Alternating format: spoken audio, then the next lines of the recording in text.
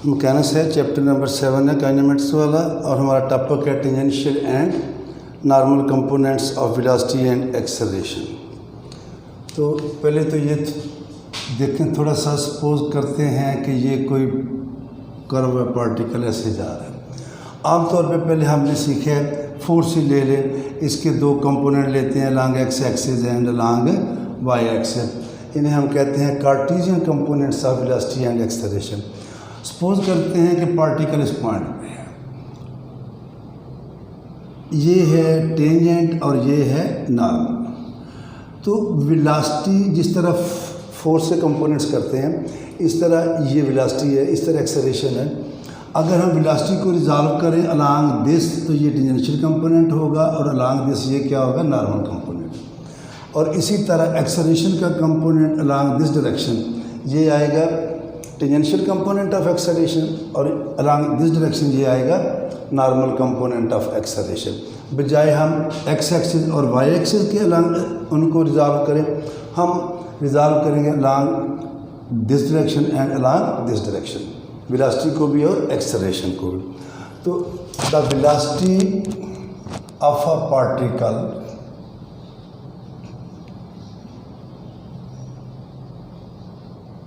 at any time t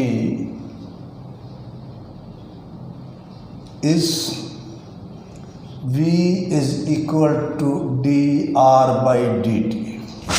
v is equal to dr by dt, इसे लिखेंगे v is equal to dr by ds और ds by dt। ये हम पीछे पढ़ चुके हैं। ds by dt is magnitude of velocity. इसको हम थोड़ा सा इससे डिफरेंट करके ऐसे लिख लेते हैं, ये वेलोसिटी है और ये वेलोसिटी की मैग्नीट्यूड है। बाकी बचा D R by D S.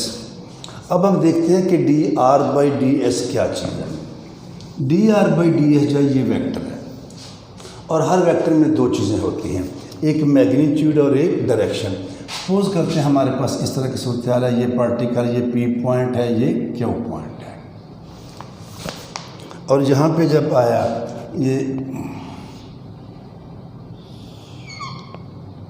ये ओरिजिन लेते हैं। इसको जब ओरिजिन लेते हैं तो पी पॉइंट पे इसका पोजीशन वेक्टर है आर, और क्यू पॉइंट पे इसका पोजीशन वेक्टर है आर प्लस डेल्टा आर। और ये जो है पी क्यू, ये हमारे पास किसके इक्वल आ जाता है, डेल्टा आर के। तो ये आएगा डेल्टा आर। और ये जो पाथ है along the curve from P to Q, इसे कहते हैं डेल्टा एस। अब ये चीज़ हम पीछे पढ़ चुके हैं ना, D R by D S, इसे हम लिखेंगे, इसकी मैग्नीट्यूड ले लेते हैं। Limit delta S goes to zero, delta R over delta S. और जब इसकी मैग्नीट्यूड लेंगे तो हम इसको ऐसे भी लिख सकते हैं, limit delta S goes to zero, delta R की magnitude over delta S. Delta S तो ऑलरेडी स्केलर है, वो वेक्टर नहीं है। अब जब देखें, जब delta S tends to zero होगा तो क्यू पॉइंट किधर को आएगा, पी की तरफ आएगा। तो ये क्यू पी फासला छोटा होता जाएगा, कुछ यूँ सूरत हाल होगी। ये देखें, ये डेल्टा आर है और ये डेल्टा एस है। जब ये और नीचे आएगा, ये डेल्टा आर हो जाएगा और ये डेल्टा एस हो। जब और नीचे आएगा तो ये देखिए, ये डेल्टा आर होगा और यही डेल्टा एस होगा। एंड इन लिमिटिंग केस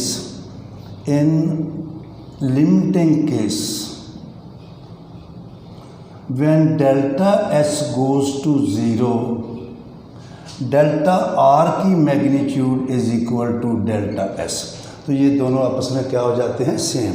इसका मतलब ये हुआ कि limit delta S goes to zero, delta R over delta S किसके इक्वल आ गया, 1 के। ये जो वेक्टर है इसकी मैग्नीट्यूड कितनी आ गई, 1। अब देखना है इसकी डायरेक्शन। अब जब पार्टिकल पी पॉइंट पे है, क्यू की तरफ जा रहे हैं, तो इसकी डायरेक्शन इधर तो नहीं हो सकती, इधर तो नहीं हो सकती, इधर भी तो कि इस साइड पे होगी। तो अगर ये पी से क्यू है तो ये डायरेक्शन है, मैं ज़रा कर्व को थोड़ा सा और ऐसे कर लूँ, ये देखें, ये P है, ये Q है। जब ये दूर दूर, मैंने पहले भी आपको कई दफ़ा बताया, इसलिए लेते हैं कि डायग्राम ज़रा क्लियर हो जाए। एक्चुअली जब delta R is very small, delta S is very small, तो Q पॉइंट P पॉइंट के काफ़ी करीब होगा। तो अगर ये जब हम लेंगे ये चीज़, limit delta S goes to 0, ये डेल्टा R है, ये डेल्टा S है, तो ये करीब आएगा। जब इधर आएगा तो सपोज करें ये चीज़ ऐसे है, ये डेल्टा R है लेफ़्ट साइड वाला, और ये क्या है डेल्टा S। जब और करीब आएगा ये, तो यहाँ से लेके इधर गया, ये उसकी डायरेक्शन होगी। और ये कौन सी डायरेक्शन है? Along the tangent. And it implies that dr by ds is a unit vector along the tangent line, ये along the tangent at point P। ये जो है यूनिट वेक्टर हो जाएगा, और किस डायरेक्शन में होगा? let t be the unit vector along tangent, and n is unit vector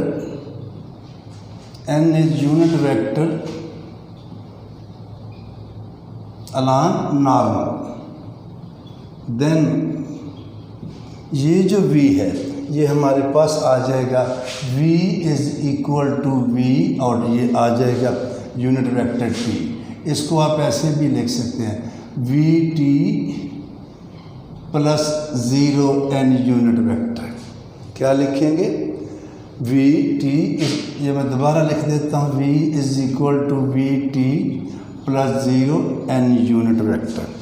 इसका मीनिंग क्या हुआ? इसका मीनिंग है कि किसी भी पॉइंट पे जो वेलोसिटी की डायरेक्शन है, velocity is totally along the tangent direction.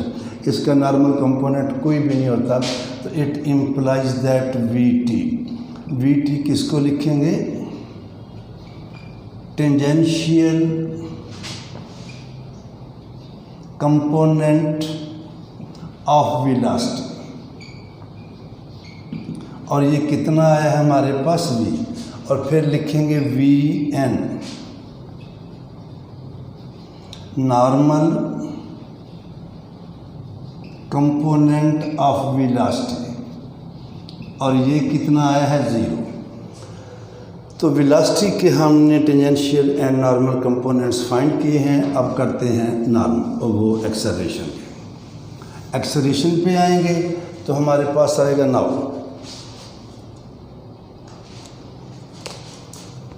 हाँ, अभी हमने फाइंड किया v is equal to vt unit vector.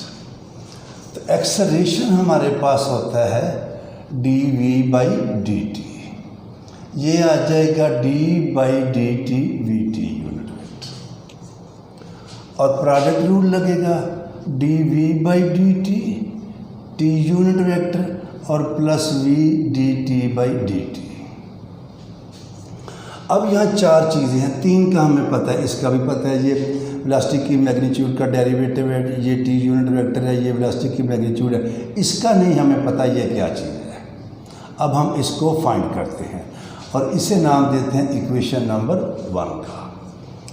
तो हम लेते हैं dt बाई dt, ये आएगा dt by d Sai, chain rule लगाते हैं d साई बाई ds और ds बाई dt।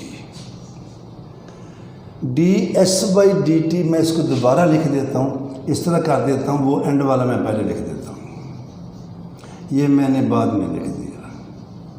और फिर आ गया dt by d Sai. ds by dt क्या है?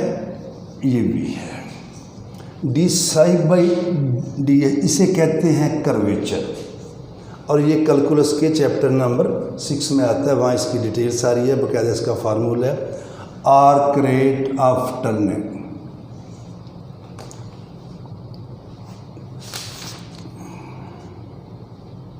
ये है arc rate at which tangent to the path turn. क्या है? Arc rate at which tangent to the path turn. और बाकी बचेगा D T by D psi, वे D psi by D S क्या है? के, और ये कहलाता है कर्वेचर.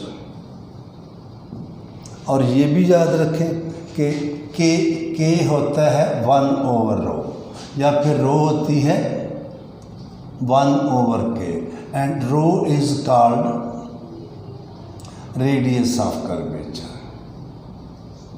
रो क्या कहलाती है? and is given by, रो का फार्मूला है 1 + y डैश का स्केयर इसकी पावर 3/2/y डबल डैश. ये कैलकुलस में है, सारा प्रूफ है, वहाँ से हम इसको करेंगे. तो सो ये वाली इक्वेशन जो है ये, सो हमारे पास बल्कि इसी को लेते हैं अभी, D T by D T. So D T by D T ये आ गया v, के है 1/ρ, और बाकी बचा D T over D T. इसको लिख लेंगे हम, ऊपर वाला t यूनिट वेक्टर है, नीचे वाला t टाइम है. v/ρ D T over D T. ये सारी देखें, ये था D T over D Sai था, मैं ये गलत लिखा वहाँ पे भी, D T over D Sai. अब हम मालूम करते हैं ये क्या चीज़ है.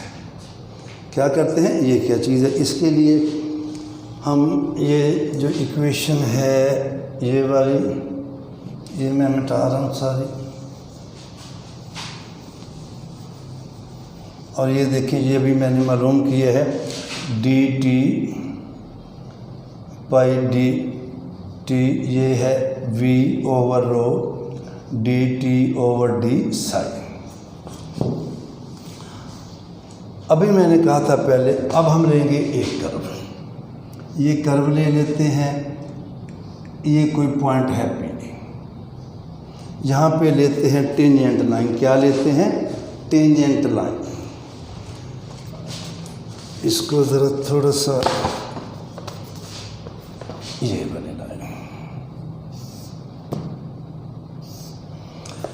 टेंजेंट लाइन का एंगल जो एक्स एक्सिस के साथ होता है ये हम लिया करते हैं साई, और इधर हमने यूनिट वेक्टर लिया है टी, और इसके नॉर्मल ये लेंगे यूनिट वेक्टर n. ये मैंने आपको लिख भी दिया शुरू में, ये है n. आप बेशक इधर लिख लें, ये सारा ओरिजिन है, ये एक्स एक्सिस है, और ये 3-4 मेथड हैं इसको निकालने के, लेकिन ये वाला जो है ये ज़रा सबसे आसान लगता है, इजी लगता है. अगर ये साई है तो ये एंगल क्या होगा? साई प्लस π/2. अब मैं आऊँगा नाउ टी यूनिट वेक्टर, ये आएगा cos of psi I plus sine of psi j. First year में हम पढ़ते हैं एफ वेक्टर होता है हमारे पास F cos theta i plus F sine theta जे.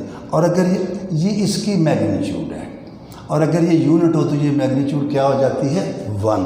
तो लिहाजा चूँकि ये यूनिट वेक्टर है, इधर आएगा इसकी मैग्नीट्यूड, वो भी 1 है और वो भी 1 है. इसी तरह, और यहाँ से देखें D T by D psi, ये जब इसका डेरिवेटिव लेंगे तो आएगा minus sine psi I plus cos psi J. And N unit vector जिस तरह टी को लिखा, इसका एंगल है साई, उसका एंगल है साई प्लस π/2. तो ये आएगा cos of psi plus π/2 i plus sine of psi plus π/2 j. अब जब इसको लेंगे काज ऑफ साई प्लस π/2 ये होता है माइनस साइन आई, और साइन ऑफ साई प्लस π/2 ये होता है काज ऑफ साई जे. ये टी है, इसका डेरिवेटिव लिया साई के लिहाज से, फिर एन लिखा, और देखें ये सारे का सारा किसके इक्वल आ गया है ये. तो लिहाजा ये जो है हमारे पास ये आ गया D T by D psi. ये ए किसके इक्वल है, n यूनिट वेक्टर के इक्वल है, लिहाजा इसकी वैल्यू को हम यहाँ पुट करेंगे। तो हम लिखेंगे इसके बाद so dt by D psi dt by dt this is equal to v over rho n unit vector. इस वैल्यू को हम करेंगे पुट इन इक्वेशन 1। क्या करेंगे, पुट इन इक्वेशन 1। ये आया है, इसे लिखेंगे पुट इन इक्वेशन 1। तो ये ए है हमारे पास d we by D T unit vector, v already है, और अब हमारे पास आया है v over rho N unit vector. तो d we by D T unit vector, we square over rho N unit vector. तो इसका मीनिंग ये हुआ कि a t tangential component of acceleration जो टी के साथ है वो क्या है, D we by D t, और नॉर्मल कंपोनेंट ऑफ एक्सेलरेशन जो एन के साथ है वो क्या है, वी स्केयर ओवर रो। तो ये तो था article tangential and normal components of velocity and acceleration. 3 question हैं इसके, एक एग्जाम्पल है और 2 क्वेश्चन हैं। तो इसी के साथ एक एग्जाम्पल भी कर लेते हैं।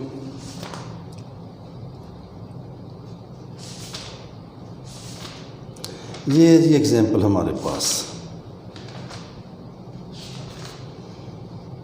अब एग्जाम्पल है मेरे पास, क्योंकि गौरी की बुक है, पेज नंबर है 143। क्या है, 143 पेज पे ये एग्जाम्पल है मेरे पास।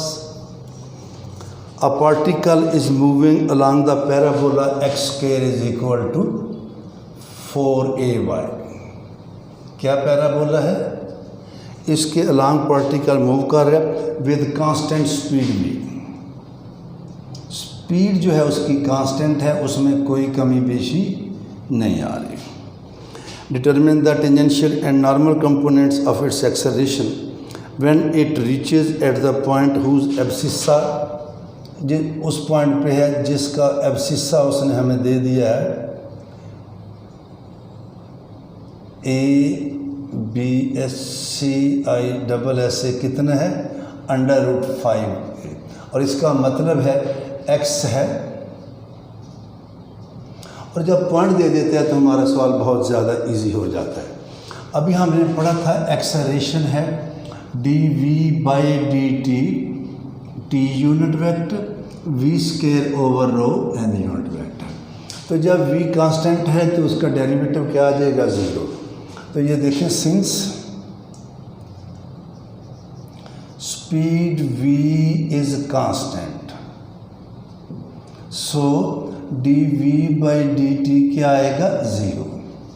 इसका मतलब है कि टेंजेंशियल कंपोनेंट ऑफ एक्सेलरेशन क्या आ गया है, 0। दूसरे अल्फाज में acceleration is totally along the normal direction.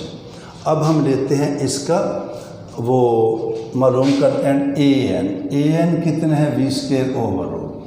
ये मालूम करने से पहले हमें रो फाइंड करना पड़ेगा, और रो फाइंड करने के लिए अब हम आते हैं इधर। एक्स स्केयर है 4ay, इसे मैं लिखता हूँ 4ay एक्स स्केयर। तो y क्या है, 1/4ax के, इसका डेरिवेटिव ले लें। पहला डेरिवेटिव लेंगे तो आएगा 1/4a2x, और ये कट के क्या आएगा, x/2 है। दूसरा डेरिवेटिव लेंगे तो आएगा 1/2, और रो का हमारे पास फार्मूला है 1 + y' का स्क्वायर, इसकी पावर 3/2 ओवर y'। इसमें जब ये वैल्यू पुट कर देंगे तो हमारे पास आ जाएगा टेंजेंशियल कंपोनेंट उसका 0 आ चुका है। तो रो आएगी हमारे पास 1 + y' का स्क्वायर, ये है x/2a का स्क्वायर, इसकी पावर क्या है, 3/2, y' है 1/2 है। ये आ जाएगा हमारे पास 1 + x² 4a स्क्वायर इसकी पावर 3/2/1/2 है।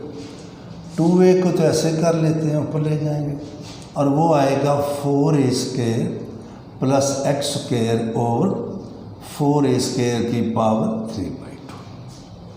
अब लेंगे when x is equal to square root 5a, ये स्टेटमेंट में दिया गया है। तो हमारे पास रो आ जाएगा 2a 4a स्क्वायर, जब ये पुट करेंगे इधर तो क्या आएगा 5a स्क्वायर, और नीचे जब लेंगे अभी लिख लेते हैं ऐसे ही और 3/2। अब ऊपर क्या आया 9a स्क्वायर और नीचे क्या है 4a स्क्वायर। तो ये कट के हमारे पास आ गया 2a 9/4 की पावर 3/2, या इसको ऐसे कर लेते हैं 2a 3/2 का क्यूब। मैंने ये 9 का भी स्क्वायर रूट ले लिया, 4 का भी, और ये आ जाएगा फिर हमारे पास। तो रो आएगी 2a 3 का, ये 3/2 नहीं 3 आना था, चूँकि 3 का स्क्वायर रूट भी ले लिया तो ये आएगा 3 को 3 दफ़ा मल्टीप्लाई करें 27 ओवर क्या आएगा 8। तो ये कट के आ गया 27/4 है। तो फाइनल है सो an जो कि था v स्क्वायर ओवर रो, तो ये आया v स्क्वायर ओवर 27a/4, इसे लिखेंगे 4v स्क्वायर ओवर 27a। तो ये एक एग्जांपल थी, 2 क्वेश्चन, एक एग्जांपल हमने कर ली। अगले लेक्चर में आगे चलेंगे।